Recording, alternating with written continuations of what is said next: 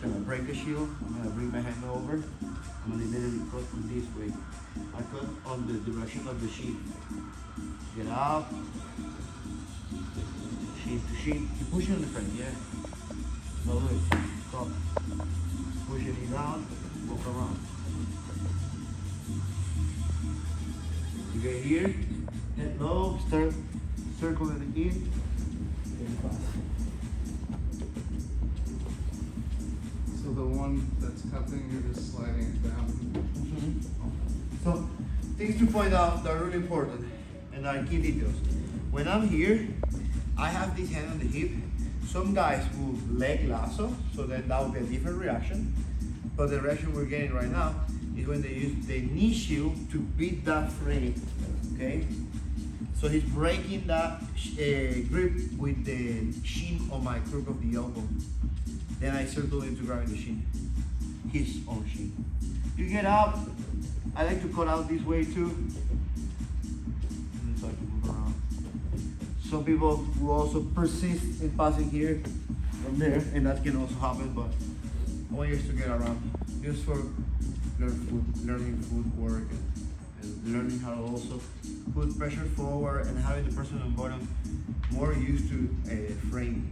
Because people don't be framing right and they accept too early. So the way you drill also will be the way you react in combat, you know? So when you start putting pressure here on this leg, you lean over, so you frame number one. You're gonna put the hand there and start stepping. My knee doesn't go on the knee, because my knee goes on the belly, so then I know he's gonna fight with the shield back. Then I circle over. Dude, I can also go around this way. But for this drill, I want you guys to get this little cut on this side and do the staple.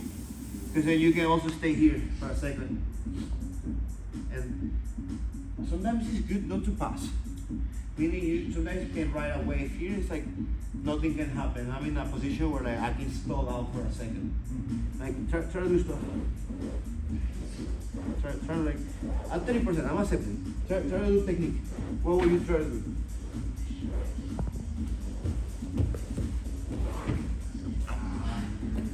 The more you move, the more opening you give me. So I'm like, wait. That's what I want you guys to get used to. And maybe if you've been rolling with me, have you played that game? Yeah. And it's working well. I think you guys can get good pressure. Also look at the position of my head. Anyways, go and practice. The leg trap, because that's where you get. What? After you do all the thing on the front door, because that's where we were on the front door. This is the back door, because he's there, right? But the thing is, a lot of you guys are going like dead fish right there, or just don't move there. But if you're fighting jiu-jitsu, you're probably gonna use this foot on the mat, and you're gonna start trying to face me. And that moment is where this hand should be doing something regarding this leg, and also this arm pushing this out of the way as it should be. So that gives me a good timing for Torreando. And so what's gonna look like is gonna be me stapling. And you can have a grip on the pants like this, you can have a grip on the pants like so. Since I've been doing a lot of nogi, I was grabbing like this often, rather than this. Because the thumb gets beaten really easy if it goes to pull my sleeve. But if I'm here, try to pull it. So it gives me time. And he's gonna start framing on this arm too, this one on the shoulder. This one on my biceps. And then right here, see, I as soon as I feel those frames, I start leaning over because he's gonna start turning into me, and then see when I push the leg out of the way and then drop in. Now the fight's still gonna be happening when trying to settle yourself into side control. So the steps right here will be finding a way to get this arm into the cross face or into the body lock. According to what you get, if you get the cross face, it will be a lot easier to settle him down. If you get the body lock or horse collar on the back, you guys are fighting into a thread, into double thread, which will be the back take or the pass.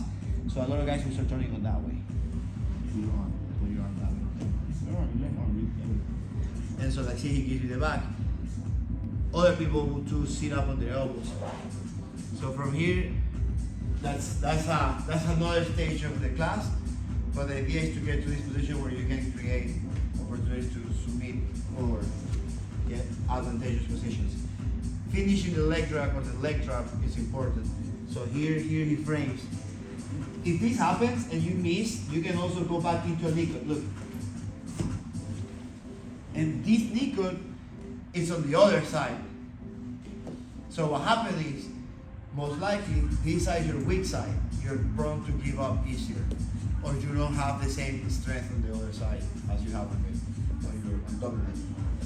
So the whole drill will look like, oh, I start passing, I'm gonna go on the other side. Look, boom, he frame. Then as soon as he frame, I saw an opportunity, I post on the hip, I put my knee on belly, he starts clearing the shield. With the shield, I go over, I put pressure, he starts kind of framing me away, and use this like to your chest, yes.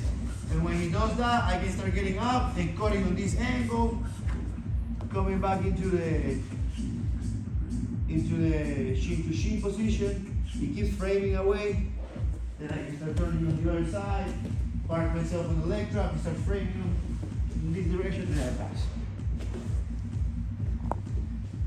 This way. Start going, boom. Shield. And hold on there. Keep the frames. Another thing is like don't lose contact with the person.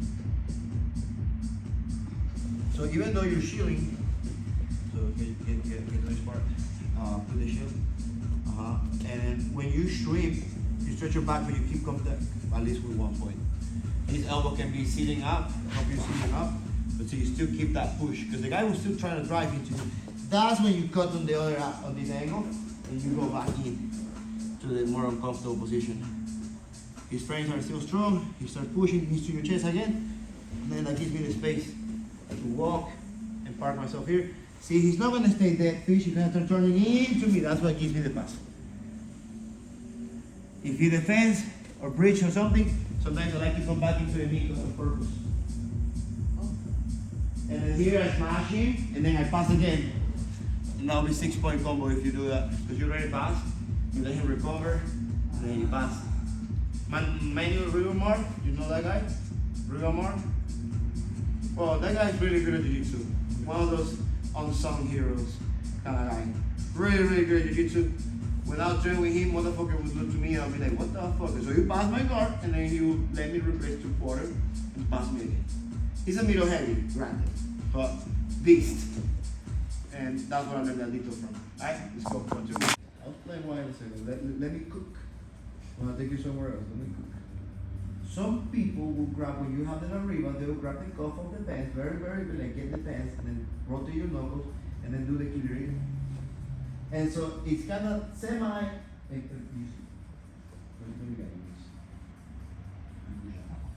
And it's technically put pressure here. And then the other thing is it's technically impossible to recover this grip. Or when I was a victim of this setup, I didn't know the right way to address it, and so I had a hard time recovering that pinning leg. Then eventually I learned, of course. Step over this leg. So now we're in headquarters, and then he could potentially knee cut, right? Alright. If let's say for some reason he leg drag me, so leg drag it, and now where are we? In the same position, right? So we're like in the same problem now. Because you have the pants, keep the pants. Because you don't lose them. Yeah, keep them. You can still do the same drill. Look. Pass. No. Sorry. It's fine. So, where I'm coming is, if you were to be put in a position where this grip is not doing anything for you, in the sense of like you don't get to recover anything because it's pinned to the mat. When you guys start framing as a person on bottom, this gives you time to rotate your toes, see, and then you get to recover a spider guard, and then switch his frame to the cutter and try to pass. I can low him over and use that to recover my guard. So, just something that I want to explain is that I was talking to Martis, when people get to this passing position, they tend to give up and fall on the side. Well, there's a lot more you can do with that leg. For example, look, I'm shrimping on that leg. I'm using the side of my foot or the 3 toes. I call it trigada So they call it in soccer when they kick with the three toes. Well, the dribble in jiu-jitsu is that shrimp here. And even if I don't really get to recover the guard going under, I can go over too. You recover like a fake lasso, and I get to frame and then recover. So that would be a good way to approach teens as a person on bottom, and also to explain why I try to pin the leg. I try to also try to apply. For example, remember I told you go bottom that recently I've been using a lot of this grip. Try to swing the foot in. It's kind of difficult. You can do this one, but underneath, it's kind of hard. And so, and then when they go over, when they start going over, what I've been trying to do, I just been starting to re-drag them. And so right here, they kind of take a little sprawl back. That's what I've been doing to deal with that. Passing is hard. You have to be creative.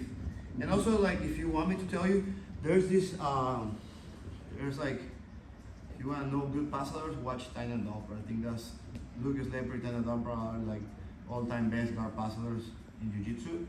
Very dynamic, and they play a lot of these kind of like on the toes, knee forward, leg drag, knee cuts. They play a lot of those. And we also do Torreando, so we're doing basically, and I divide out between Torreando, knee cut, and leg drag. You get so much out of those three. You can make so many passing combos. Then you just add details. Alright, then anyways, a little tip. That you can always, when you grip is stuck, grip the combo pants, if you cannot go under, then you can go over. And if you can go over, then you go under.